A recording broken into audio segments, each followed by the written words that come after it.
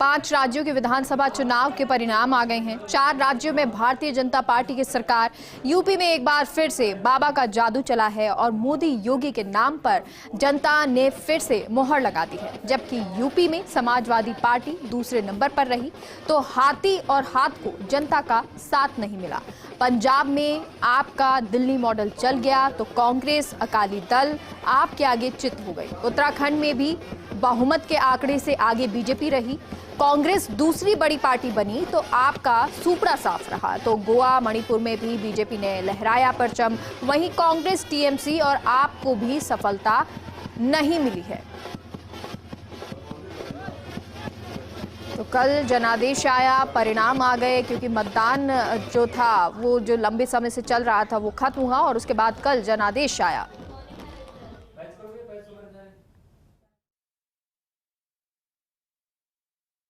हमारे national convener जिन्होंने party बनाई उनसे मिलने जा रहा हूं, उनको बधाई देने जा रहा हूं और उसके बाद पंजाब में काम करेंगे।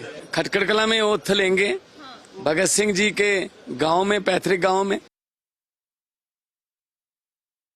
और हमारे साथ सहयोगी जुड़ गए हैं अब आगे, क्योंकि विधायक दल की बैठक होनी है, साथ ही साथ पर्यवेक्षक दिल्ली में बनाए जाएंगे, उसको लेकर भी बैठक होनी है। तमाम जानकारी के साथ हमारे साथ लखनऊ से शिवेंद्र जुड़े हैं, चंडीगढ़ से डिम्पल और साथ ही साथ पवन लाल चंद उत्तराखंड से जुड़ गए हैं। सबसे पहले शिवेंद्र का रुख करते हैं। शिवेंद्र, अभी फिलहाल क्या अपडेट है? क्या कुछ अब दिल्ली में जो बैठक होनी है पर्यवेक्षकों को लेकर, उसमें क्या योगी आदित्यनाथ भी जा रहे हैं?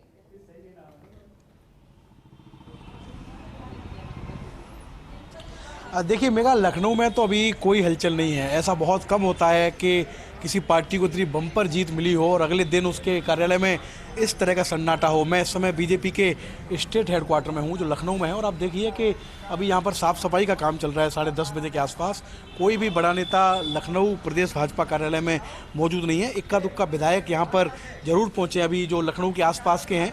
उसका कारण यह है मेगा कि बीजेपी अब किसी तरह की जल्दबाजी में नहीं है, क्योंकि मुख्यमंत्री बदला नहीं जाना है, जो योजनाएं चल रही हैं वो चलती रहेंगी, बहुत बड़ा कोई परिवर्तन होना नहीं है। इसीलिए अभी तक विधायकों को लखनऊ नहीं बुलाया गया है।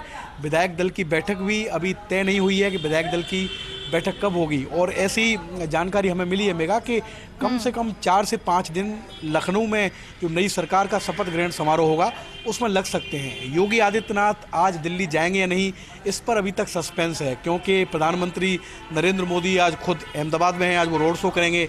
आरएसएस की एक बड़ी बैठक आज से शुरू हुई है गुजरात में। बहुत संभावना है कि जेपी नड्डा और अमित शाह उस बैठक में शामिल होने के लिए जा सकते हैं। तो दिल्ली में कोई बड़ा नेता है नहीं, तो ये भी बहुत मुश्किल है कि आज योगी आदित्यनाथ दिल्ली जाएं और दिल्ली जाकर वो नेताओं से मिलें। तो आज का जो दिन है लखनऊ में वो बहुत शांतिप्रिय रहने वाला है। बहुत ज़्यादा हलचल नहीं है। हालांकि कुछ लोग अभी मुख्यमंत्री से मिलने पहुंचे जो उनके कैबिनेट के साथी थे, जिन्होंने जीत दर्ज की है।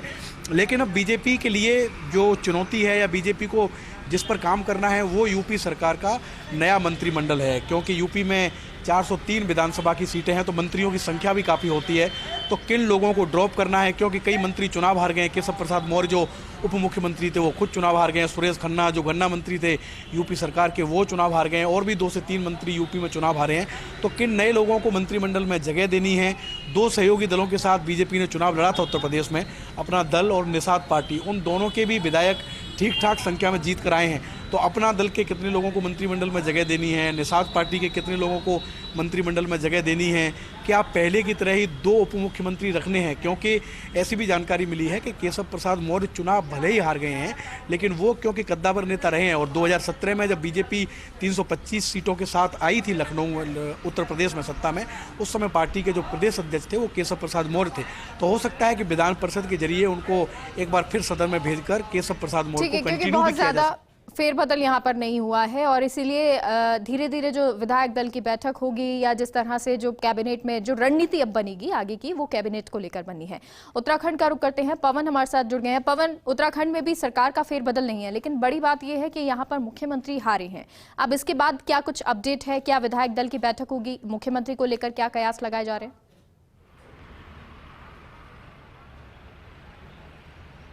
देखिए मेघा, इस वक्त हम उत्तराखंड की विधानसभा के सामने खड़े हैं और ये तय हो गया है कि उत्तराखंड की जो पांचवी विधानसभा का जो चुनाव हुआ था उसमें किस दल को बहुमत मिला है, सरकार किसकी बनने वाली है। लेकिन बीजेपी की सेना उत्तराखंड का चुनाव जीत गई जैसा आपने कहा, लेकिन जो सेनापति थे वो खुद चुनाव हार गए।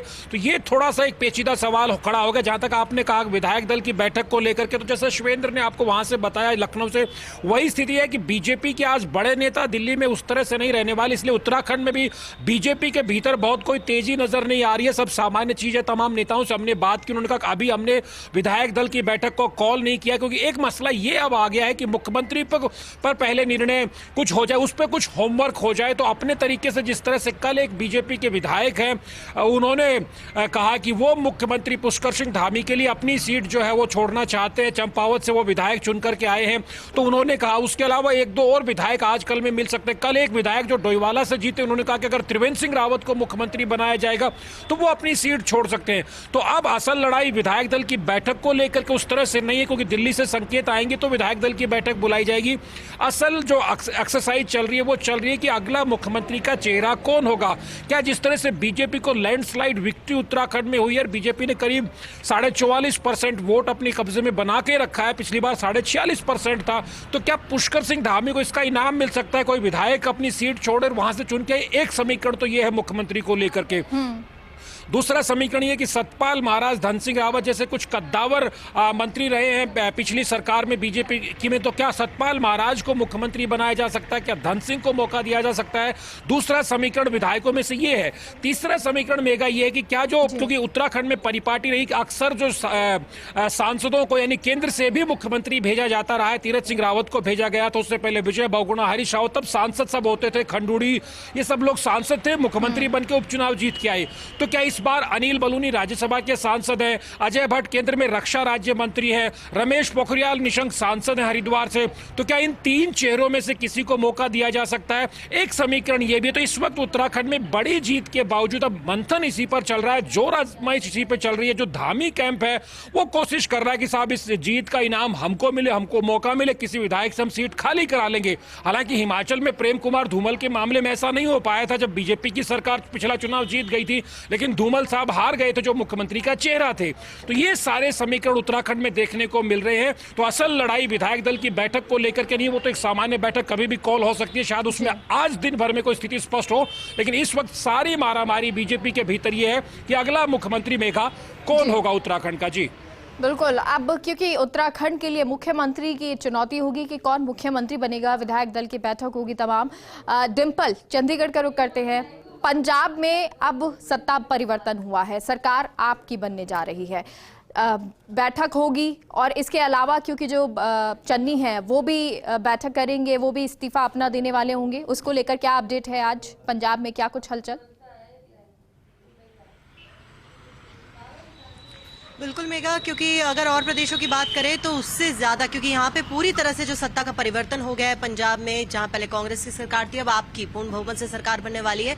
तो जहाँ हलचल शुरू हो गई है, और भगवंत मान की बात करें तो संगरूर से दिल्ली के लिए रवाना हो गए हैं भगवंत मान, जो कि होने वाले मुख्यमंत्री हैं। केजरीवाल से मुलाकात करेंगे, गवर्नर से मुलाकात करेंगे। उसके बाद 2 से 3 दिनों के अंदर जो शपथ ग्रहण समारोह है वो होगा, जो कि खटखड़ कला एक जगह है जो आजम भगत सिंह का जो गाँव है, पैतृक गाँव है, वहां पर जो ये शपथ ग्रहण समारोह है वो होगा 2 से 4 दिन में, यानी कि 15 या 16 को ये शपथ ग्रहण समारोह हो सकता है।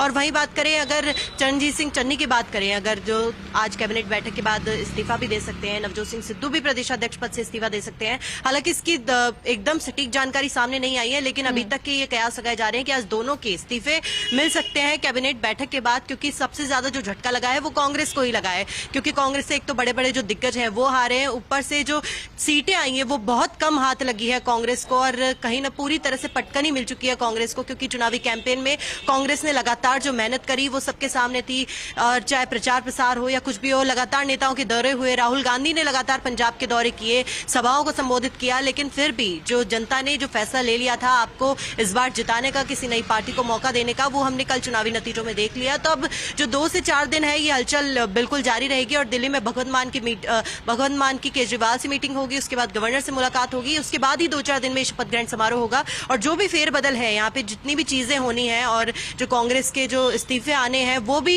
देखने को मिलेंगे 2 से 4 दिनों में। बिल्कुल, तो चन्नी हो सकता है कि वो इस्तीफा आज दे दे, और जाहिर सी बात है इस्तीफा तो देना ही है, और क्योंकि बैठक हो और बैठक के बाद वो इस्तीफा दे, ये हो सकता है आज।